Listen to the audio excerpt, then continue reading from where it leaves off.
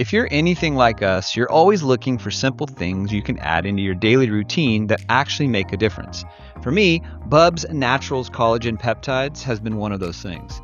As I've gotten older, I've definitely noticed my body doesn't bounce back the same way it did in my 20s. Joints feel a little stiffer, recovery takes a little longer, and you start paying attention to things like skin, hair, nails, and just feeling strong day to day.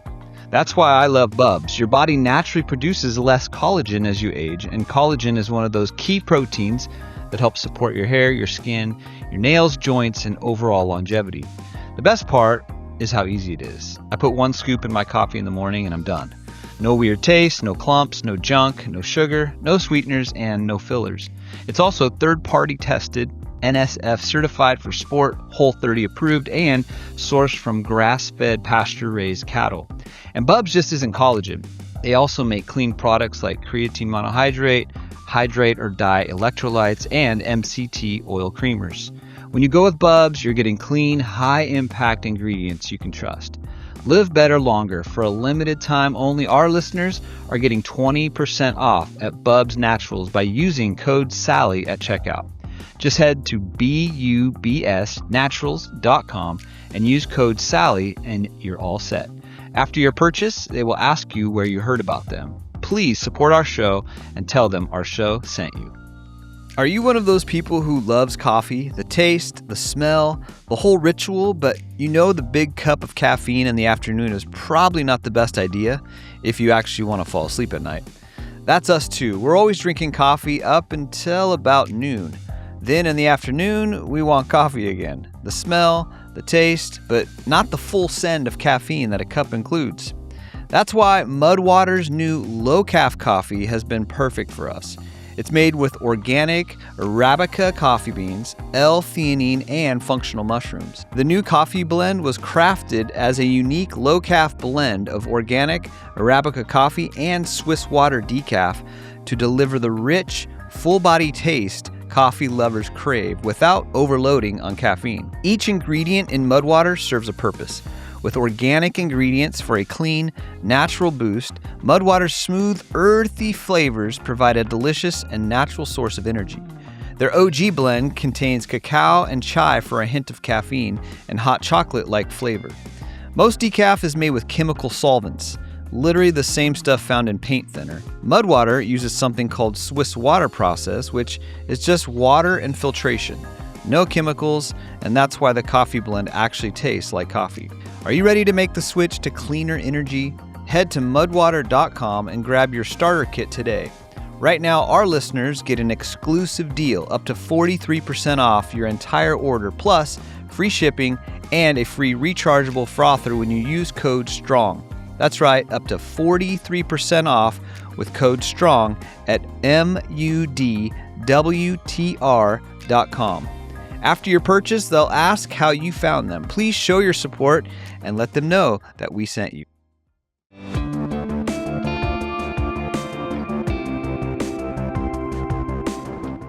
All right. As I've been building up over the last 24 hours, this is one you do not want to miss. This particular session here on the Precision Hydration main stage at TrailCon 2026 presented by On.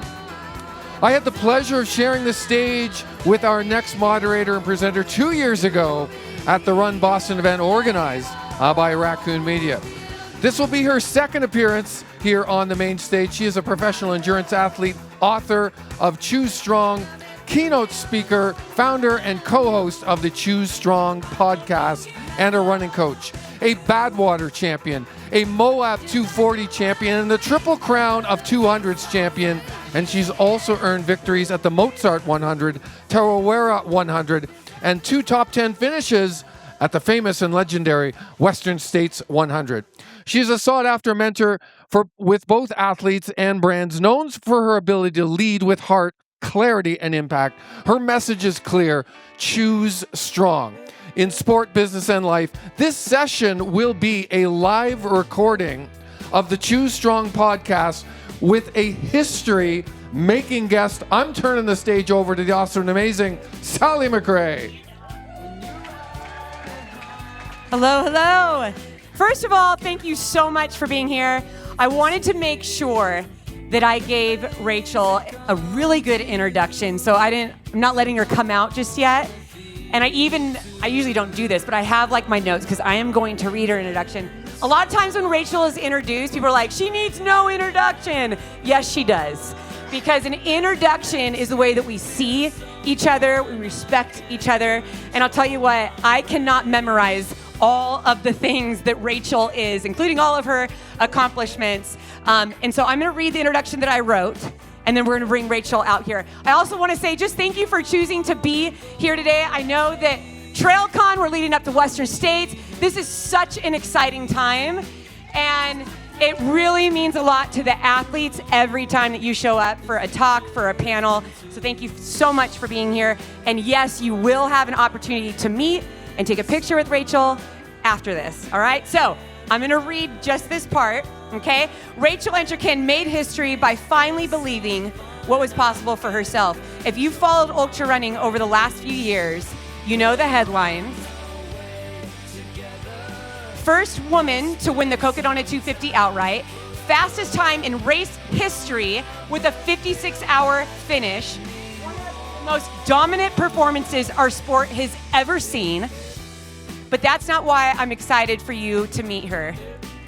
Rachel's also my friend, a fast friend. We actually met here last year. It was my first time having a conversation with Rachel. But I also had the chance to interview her on my podcast in December. I highly recommend that you guys go back and listen to that. It's episode 126. And that was the moment that I was like, okay, Rachel's the real deal. She's just not talking about winning. She is a genuine, kind person who runs with joy. Rachel didn't arrive here on a perfect path. She grew up in Alabama, not at the base of a mountain. She didn't come from a running background. She built a career as a physical therapist, and she spent years training before work, after work, funding all of her own races. She battled self-doubt, navigated recovery from an eating disorder, and when she stopped chasing times and validation, that's when she became unstoppable. Today, Rachel is one of the strongest endurance athletes on the planet, but if you listen closely, what you'll hear isn't someone talking about winning. You'll hear someone talking about joy, curiosity, and community. You'll also hear someone who reminds us that extraordinary things can happen when we have the courage to ask, and I love her line, why not me? Please stand with me. Everyone stand with me and welcome the woman who is changing ultra running, my friend, Rachel Entrekin. Yay! And we're actually, I want you guys to stand because Rachel and I want to do a selfie with you guys really quick. So we're just keeping this real. Everyone say hi. You. All right, Rachel, which couch? Oh, I don't what's care. your best side? I'll do this one. Right. I'll do this one. All right. Thank you for standing back there. Oh, I don't care. I don't mind standing. Okay, I have to say, Rachel, yeah, she stands for a long time. She's used to be on her feet for a long time. When I heard that there was the opportunity to interview Rachel, it was actually Dylan Bowman of Free Trail that was supposed to interview her. And I immediately was like, no, let me interview her, please. And Dylan was like, okay. So huge shout out to Dylan. Yeah, thank you, Dylan. Yeah. Wherever you for are. letting me have the conversation. Rachel, if you remember, Rachel and I, we talk on the phone, we text quite a bit. And I think at one point I said, maybe we should just like screenplay all of our texts for everyone. Maybe. Maybe don't. Maybe not. But what I do love is that we do have a real friendship. I feel like that who you are online, what you see in media, and then if you sit and talk with Rachel face to face, she is who she is at all times. Now, Rachel, before we dive into what you have been doing just in the past year, I want to remind people, because I don't think everybody knows this about you, which is kind of crazy. Rachel's been in ultras for 13 years. Okay, yeah, it's been a while. Not just 2 years ago. She's a 3-time Cocodona 250 champion, first woman ever to win Cocodona outright. She has the course overall record, but she's done nearly 100 ultra marathons, and of those, 78 podium finishes. And she has 15 fastest known time route records. So Good for me. That sounds cool. I love this. Okay. So Rachel, what I want to start with, let's talk about little Rachel. Little Aw, Rachel from okay. Alabama. Very briefly, because I actually love that this is where you started. I think a lot of times what we see in our sport right now, especially at the elite, the pro level, is runners that have a college background in running. They grew up on the trails at the base of the mountain. You grew up in not Alabama. me. Yeah, I grew up not with any mountains. I think Mount Cheehaw is our tallest, and it's like 2K, and it's our tallest by a lot. So yeah, I liked ball sports, I guess. I played basketball and soccer mostly. And then I did do cross country when they were just desperate for people at my small private middle school. And then I went to high school where they actually had talented people, and I did not make the team. So yeah, I did not make my high school cross country team, which is hilarious to me now. But take that, Coach Gaines. I really hope that those coaches, Coach Gaines, that he has seen you online. Yeah, we had to run 5 miles in an hour in like 10 minutes, and I did not make it back. So I was like, I'm just going to see myself out of this one. Which is wild. Yeah, it's wild. But it just wasn't far enough, you know? Mm-hmm.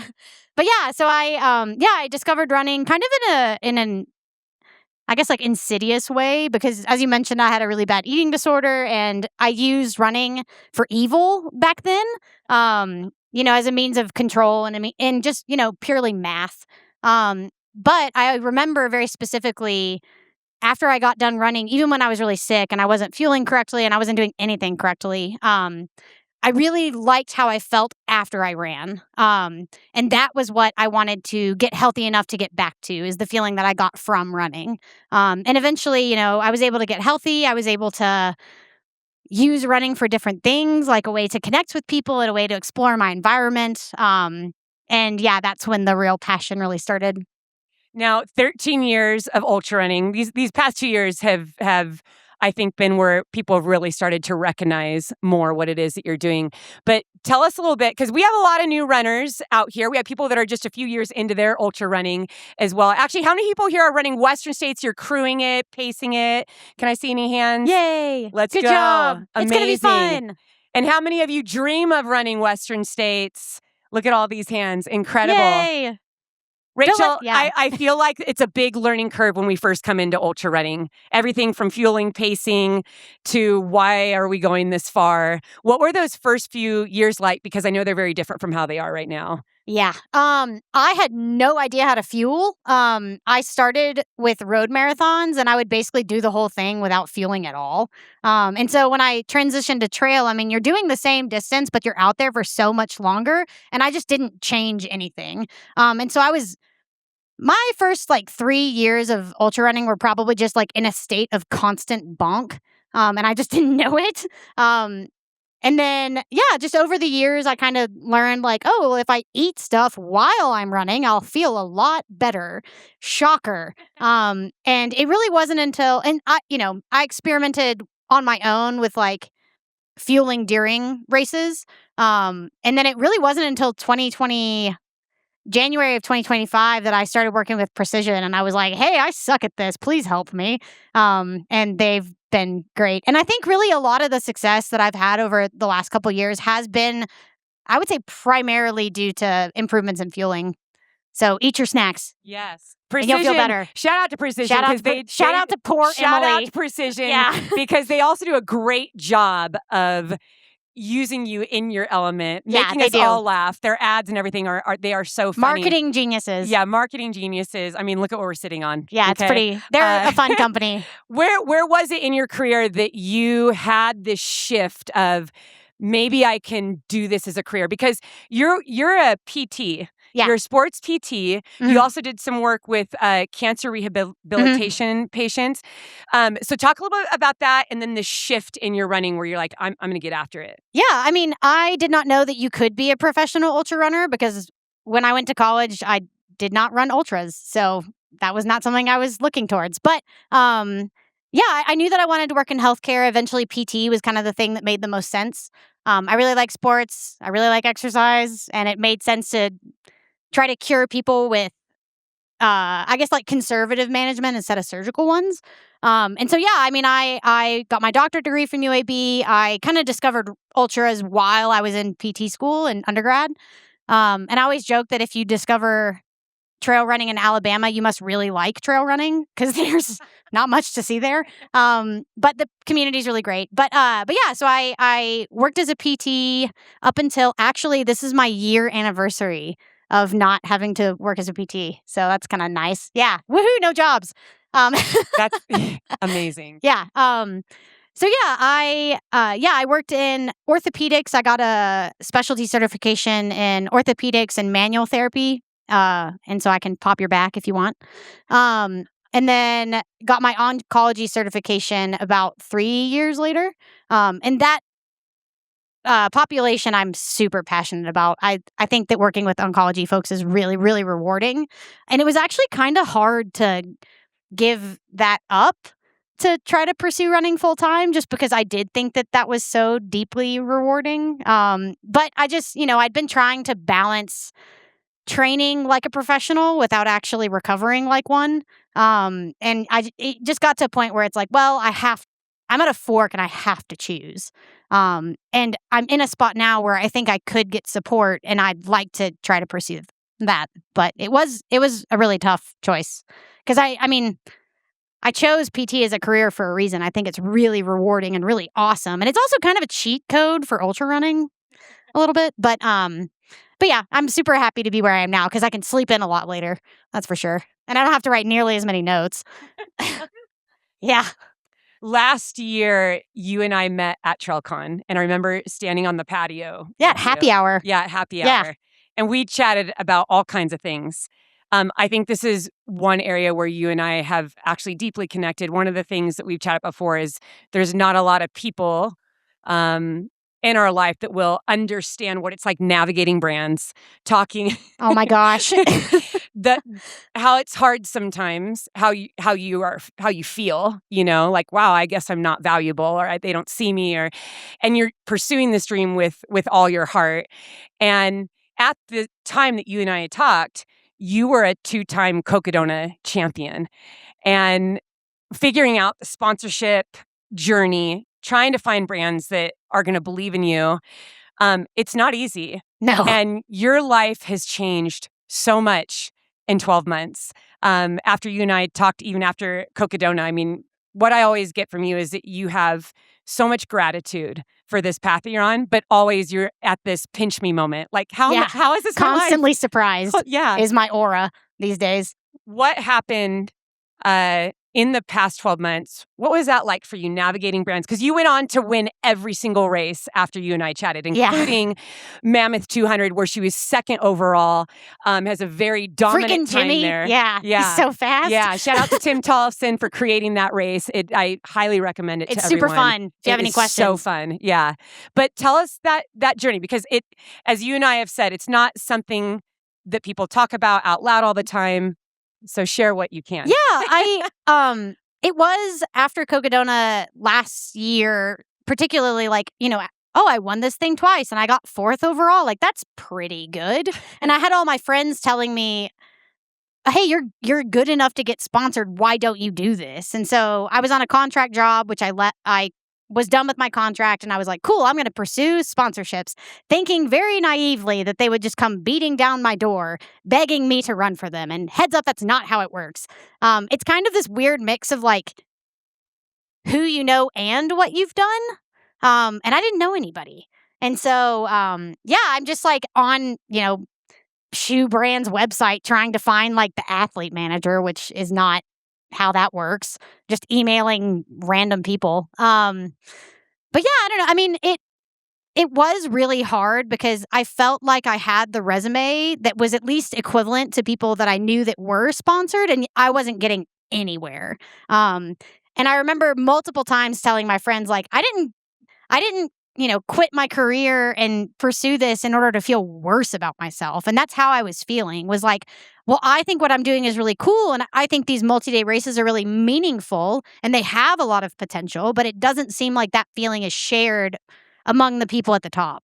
And so, yeah, it just felt like I wasn't getting anywhere. And I almost gave up a couple times because it's like, well, I'm not able to make, like, I can't live off $6,000 a year, Right. you know, and that's like what I was getting offers We are for. so glad you did not give up. Yeah, I didn't give up. So don't give up on yourself either. But yeah, and so, but eventually I'm really glad that it was challenging, and I was told so many times to wait, because eventually the sponsors that I'm now with came to my door, and it's been sick. Like, I really, Precision Slaps.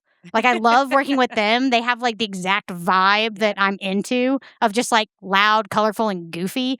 And then, you kind of juxtapose that with Norda, who's very like streamlined and professional. But I think that's really great, because I'd like to be multifaceted. And each brand has taught me so much about what it's like to be a professional. And they've both been very supportive of me as an individual, whereas I think other brands were a little more interested in me doing the same type of races and, being in this circuit. And both Norda and Precision were like, no, we like you for the races that you're doing. So just keep doing those. We found you because of those things. So you're obviously on to something. So just be yourself and we will support you. And so, yeah, I'm really glad that it took me so long, because I really was able to find the right fit that way. Yeah, it's not easy. And I can attest the many conversations I've had with Rachel. Yeah. You speak so highly. Yeah, of don't your read our brand. text messages Yeah, don't from read our text last messages. year. But I think that's what's so great, is finding your people within the community. And I think, like, when I started out in the sport, there was no managers. You had to navigate by yourself. You had no idea even how to gauge your worth, right? Yeah. And as the years went on, I was like, wow, if you're doing this as a career, find the people you can trust. Because we're not allowed to talk about this stuff in public, but find the people you can trust and walk through it together. And I've loved that. I love that our friendship is built in that trust, and we can share that. But you've talked so highly of Norda, of Precision, of all your sponsors. Now, before I dive into some other things, everyone here, I know, loves facts. You love training facts. You like to know, what Rachel is doing on a weekly basis. Gosh. My True Strong podcast, a lot of times I like to dig into who the person is, but in the spirit of Western States 100, let's talk a little bit about just on generally speaking, because maybe I don't even have a general training plan. I have no training plan. No. It is all vibes, always. All vibes, always. But like, let's say Monday through Friday, what does like a week look like for you? I don't have a job. So Yes. what day is Monday? But it's fun to know. Yeah. I guess, God, my life now is a dream, because I can like wake up on a Tuesday and be like, I'm going to run 40 miles. And I do that. So yeah, I don't have a specific training plan, since for whatever reason in 2018, I was like, I'm going to run 70 miles a week. And that's just what I did. At minimum, there were some weeks I'd run more and some I'd run less, but that was my base. That's been my base for like years. And with that strong of a base, you really kind of are. That means that you're serious about it. Like, you can't easily run 70 miles a week. Like, I was having to wake up at 4:30 in the morning to like get the mileage that I wanted to get in.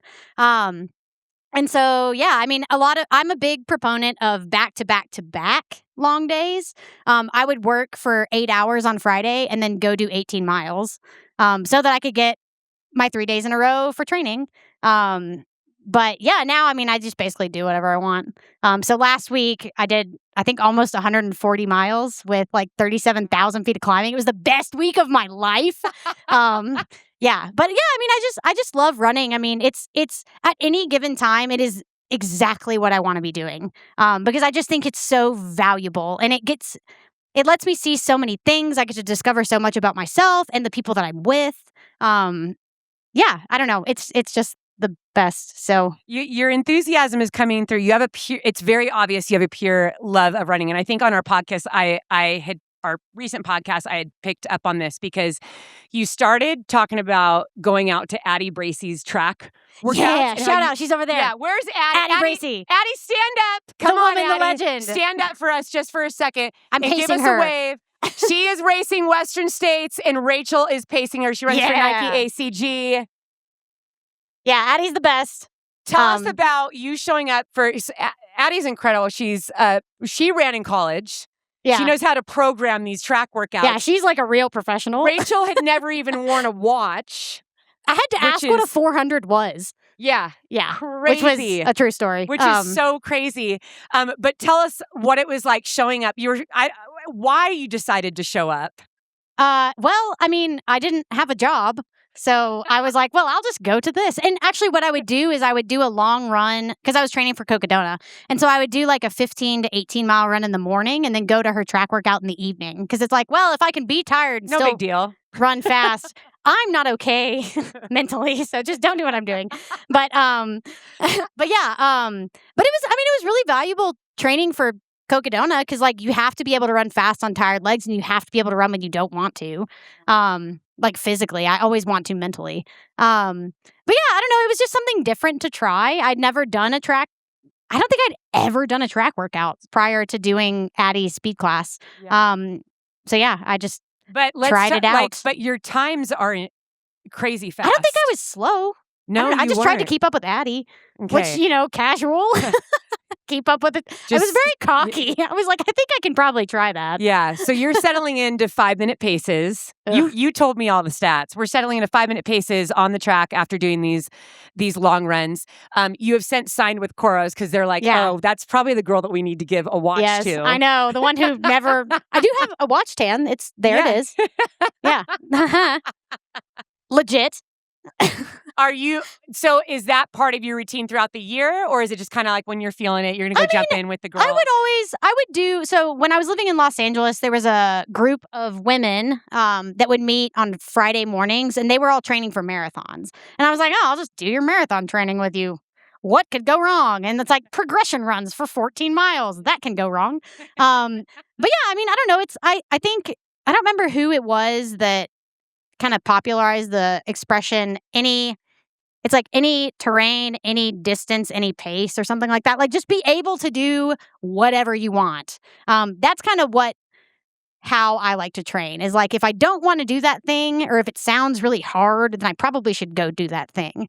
And then another thing that I've adopted, especially now that I have so much flexibility with my time, is if somebody invites me to go for a run, I just say yes. And like, I don't really think about it. It's like, so Addie wants to go for a 40-mile training run. Cool. I'll do it. And then like, oh, my friends are doing 3 14ers in a row. Great. I'll be there. Like, what time are we meeting? And I'll bring snacks. So yeah, because I think it makes you, I want to be capable in whatever event it is that I'm trying to do, whether it's I'm never going to be good at 5Ks, but I want to at least not get injured during one and like be able to put up a time that's respectable all the way up to like Cocodona. I just want to be able to like have a decent performance and not get injured, ideally. And in order to not get injured, you probably shouldn't be doing it for the first time on race day. So that's the curiosity and enthusiasm part I really appreciate about your career, because I think it encourages new runners too as they come into the sport. Everyone's trying to figure out, how do I train? What's the best way? There's always some new study coming out and it can be really overwhelming and stressful. So just seeing how you've kind of let go of that and you're just doing what you want. Yeah, just throw it at the wall and see if it sticks. Yeah. That's my training plan. But I do kind of want to pivot and talk about one of the things I personally have deeply appreciated about Rachel is her compassion and kindness toward people. And I'm not just flippantly saying that, like, oh yeah, she's so nice. Oh, she smiles all the time. Like, being able to spend time with Rachel and hear her stories and actually witness her in real life. And I really just want to kind of put a pin in this too, because I think, especially now on social media, in the running community, in the ultra running community, it's so easy to get caught up in who someone is online. It's so easy to get caught up in comments and what are people saying. But I have to tell you, what we're doing right now, this gathering, this connecting face to face, this is where you're going to see who someone really is. So gauge someone's character on spending time with them. We need real face to face stuff, not what's on social media. And Rachel is who she is all the time. And one of the stories that she told me that literally brought tears to my eyes was she had gone on Cam's podcast and she went and did this race with him. and she met this woman named Oh my God, are we Janina. about to talk about Janina? Yeah. Oh my God. She met this Okay, woman I'm named not gonna Janina. cry. I know. I'm going to cry. Everybody will cry. Who ended up, we cry a lot actually together. But Janina ended up, Rachel then brought Janina on to her Cocodona crew, which I have to say too, elites and pros are so particular sometimes and strict. And when I think of your background in working with cancer patients, and then this story, and then what happened at Cocodona, can you please share this Oh my story gosh. with us? Yeah, there's nothing I'd rather do than talk about how gangster Janina is as a person. Okay, so yeah, I was at so Cam Haines' brother-in-law, I think, does a race that you just do hill repeats up Mount Pisgah, so that's casual. But during that event, he was looking for somebody in particular, a woman named Janina, and I feel like if Cam Haines is looking for you, like, I should be taking note of who you are. And so he finally ran into her, and she's this like ripped black lady.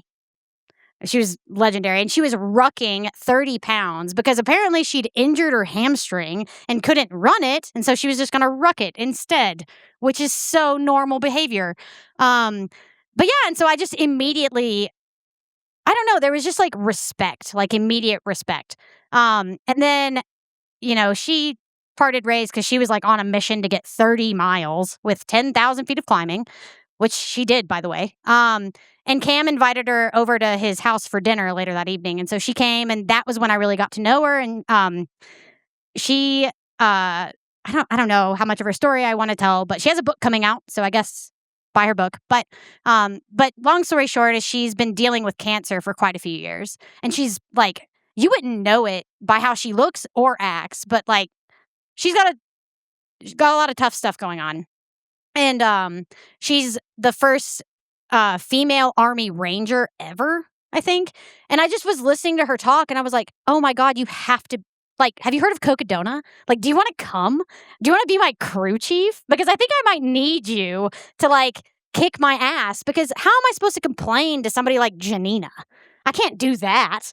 And so I, this was back in probably January, and I kind of floated the idea to her, and we kept in touch. And in February, she was like, hey, so I think I can come. And I was like, yes. And so, yeah, she got to come with me. She wasn't able to pace me, but she was like, I want crew chief duties. Like, I will be the best crew chief ever, which, duh. I mean, she's like military trained.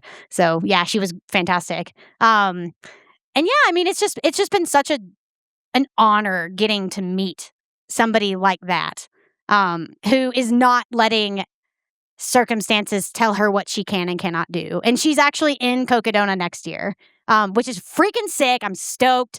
Yeah, so she'll be running. Janina Simmons, watch out. But yeah, she's embodies and redefines what tough is, I think. And she was a really welcome addition to my crew. So yeah, I was honored to have her. Yeah, that story is really touching. I got the opportunity to meet. She wanted to meet you so bad, and I was like, "Oh, you can come meet my friend Sally." Yeah. And I was just like, "Hee." Yeah, such an honor. And I think this is a great transition into the community side of things, because I think, the story with Janina, it's a very relatable, just everyday story about what it means to connect with people, to listen to people, to hear their stories, to see them for who they are, and invite them to do cool stuff. Invite them onto a trail, dream with them. I was running with our mutual friend Troy, Hike with Punishers. Oh, Troy here? Yeah, he's over there. Where's Troy? Yeah, Troy, wave. Troy Croxdale, Burrito King. Troy's here with ACG too. Last year he ran over 10,000 miles. But Troy and we ran the 23K together. Yeah, I saw your finish. It was cool. And somehow we started talking about you. You're a very easy person to talk to in a positive way. But he was talking about Burrito League. Yeah. And I thought it was really interesting because of all the things you're doing with all your training and racing.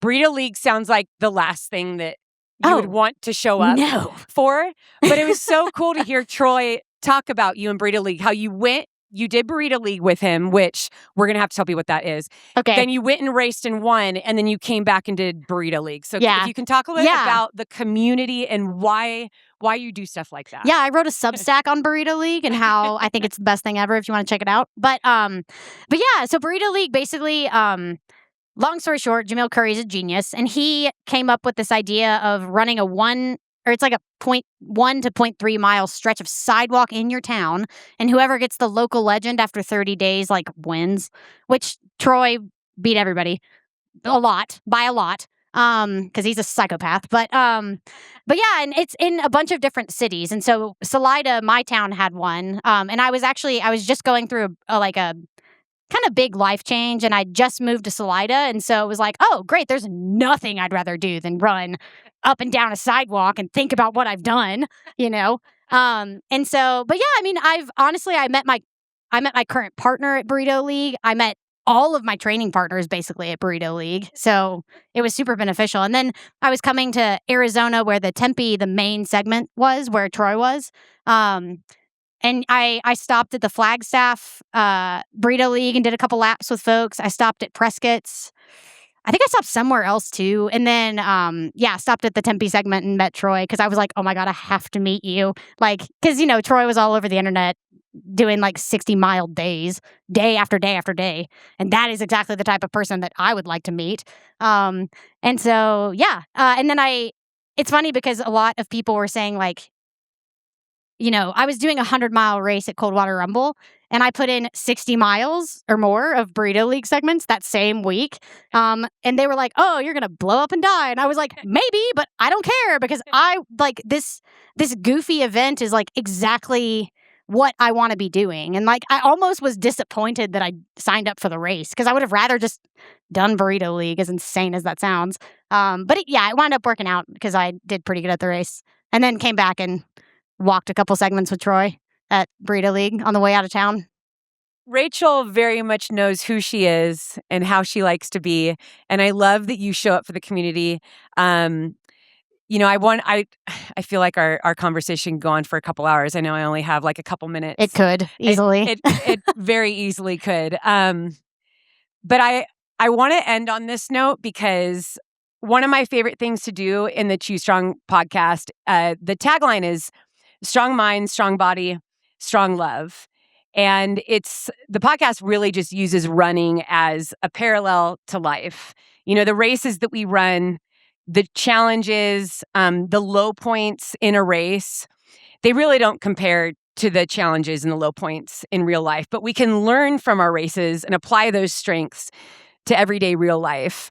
And I think the connection and the community that we find in ultra running, it really is known for that. You find so many wonderful people in this sport. My favorite part of my career has always been community and the people that I met. When I look back, I can't tell you what my times were at races, even races that I won. I can't tell you the times, but I remember my crew. I remember the training runs. I remember the conversations that I had. This past year at Cocodona, Rachel, you had a historical, groundbreaking performance. And I'm not comparing myself to you whatsoever, but I, on the very other end, had the worst performance, I think, of my career. And what I remember the most is the bookend of that was with you, standing at the start line, both of us crying with great emotion for what we were about to do, because we were so overwhelmed by it.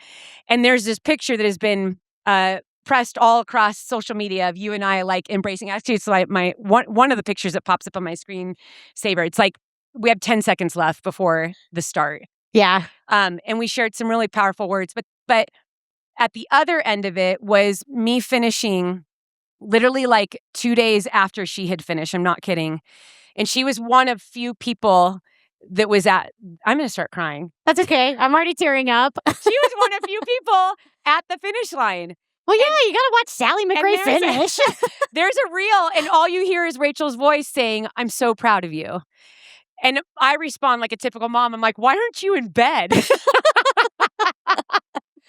Rachel, in true fashion, she stayed up after that historical performance to cheer on as many people as possible, to meet as many as possible. And as I said earlier, this is my favorite thing to do on the podcast, is to highlight who people are, not just their accomplishments. Because accomplishments, they come and go. Our records, they come and go. But who we are as people, that's something that we can all work on. That's something that we can all strengthen. You remember how people treated you and how they made you feel. And Rachel, I don't think we could have a better spokesperson for our sport. When I think of all of the news channels, the articles, the podcasts that you have been on, you have superseded what any other runner has done.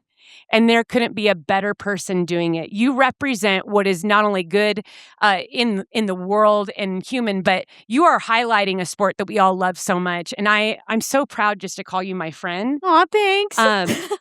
But if everyone will stand with me, actually, and Oh. Rachel, I want you to stand with me. Okay. Because I really wanted to end this way because we're so good about being on our feet. And also, I just want to give you a hug. Okay. You guys, 2 nights before Rachel set this incredible record, she texted me and said, I'm going to make dinner for a whole bunch of people. Do you want to come?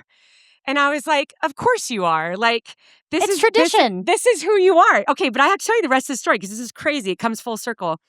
I had already had like another meeting or some media commitment. So I was super sad.